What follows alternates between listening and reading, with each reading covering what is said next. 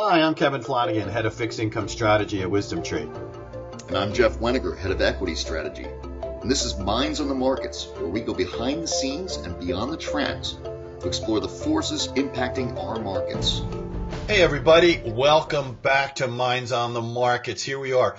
Unofficially, Jeff, summer is over. No more picnics in the park for you out there in the Midwest. It's time to get ready, your winter coat before you know it. But there's a lot going on. Certainly, we've got jobs reports, inflation data, Fed meetings, but something else I think a little bit that's flying under the radar that you were writing about in this week's version. What's going on in the land of buybacks, right? We always hear about NVIDIA and things like that, but this is something a little bit more nuanced. I wonder if you could give us a little better take on what you're seeing. And you mentioned Labor Day and summer being over, but you're not supposed to wear white shirts after Labor Day. I don't know if it's white or yellow. I can't see close enough, but that is a fashion faux pas by Kevin Flanagan. It's cream. Look, what is? Oh, come on. Now listen, we've got a good year going on in buybacks. This is what we're writing about. We think it's extremely topical. We're getting a lot of those inbounds because at Wisdom Tree we're running a lot of buyback screens these years, much more so than in prior years where it was society was focusing on dividends 10, 20 years ago, much more so than today.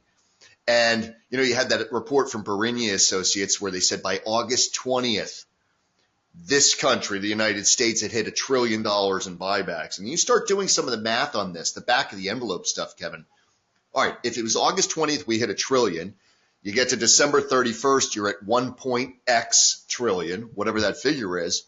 Then if next year's S&P 500 earnings growth does come in at plus 13.3%, so that's the street consensus right now, relative to whatever comes in for 2025, tack on the 13.3%. If you assume, you know what happens when you assume, Kevin? Sometimes doesn't work out so well.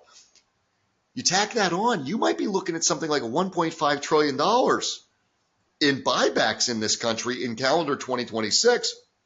It's kind of the lay of the land these days. So is it just a U.S. phenomenon, or are we seeing it globally? Are we seeing it on the European continent, or is it more concentrated here in the U.S.? It's a little bit of everything. I mean, well, there's some specific country-specific trends. For example, all the shareholder reform initiatives in Japan that we've seen for the last basically, a dozen years since Abe originally came in that many years ago.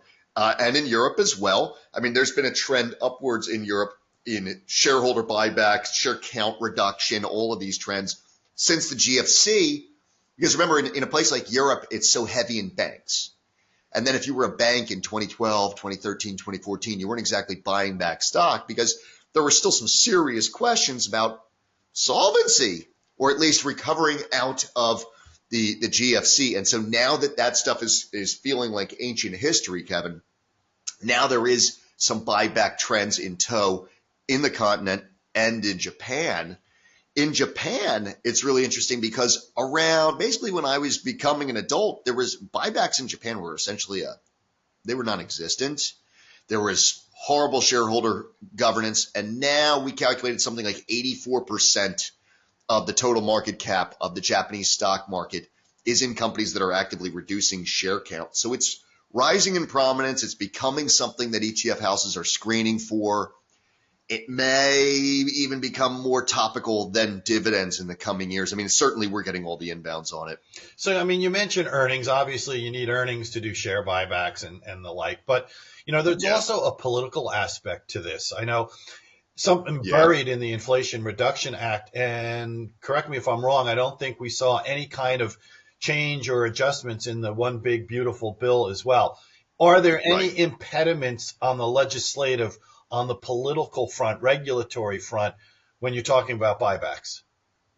Yeah, and by the way, make sure you're liking and subscribing so if this stuff comes back up, you'll be able to catch me and Kevin talking about this. Basically what happened was there was no such thing as a buyback tax in this country. It's a newfangled concept. Inflation Reduction Act of 2022, they kind of slipped in, on the 87th page or something like that, the 1% buyback tax. And then when Kamala was running, she was running on a platform of hiking it to 4%. But it wasn't like a lead thing that she was saying, but it was in the conversation. But then, I mean, the reality is Kamala lost. And now the Dems need to figure out what they're going to do in midterms in 26. And then in 28, if they're running against, say, J.D. Vance. Say it's Newsom versus Vance in 28. Does Gavin Newsom want to run on a 4% buyback tax? And then that swing voter in a state like Pennsylvania or Michigan who has a 401k with a few $100,000 in it, does a Gavin Newsom want to even bother with that? Probably not. So I think that we have a 1% buyback tax as the lay of the land. I don't think it's going to go to 0, and I don't think it's going to go to 2, 3, or 4. I just think it's status quo. I think the Democrats and Republicans realize that that's just the way it is, and they don't want to make a political hot potato out of it. So that's where we stand on that. Thanks, Jeff. I think that's a great way to end it, actually, everybody. Have a great rest of the week, 2 weeks, actually. That's when we'll be back on talking to you. To Jeff's point, please tell your friends, tell your neighbors, tell your colleagues, like us, subscribe. We'll be back and talking to you in a couple of weeks. Take care.